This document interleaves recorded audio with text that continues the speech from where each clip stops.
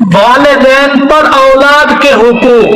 بچے کے کان میں آذان دینا، عقیقہ کرنا، ختنہ کرانا،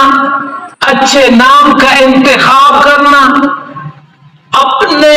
باپ کی طرف اس کا نسب اور اس کو منسوب کرنا، بچے کے لیے دودھ اور غذا کا انتظام کرنا، ان کی اسلامی تعلیم اور تربیت کرنا، بچوں کے ساتھ شفقت اور ہمدردی کا معاملہ کرنا، بچوں کے درمیان عدل اور انصاف کرنا، دستور اور استطاعت کے مطابق خرچ کرنا، ان کی اچھی اور مناسب جگہ شادی کرنا، اور بچوں کے لیے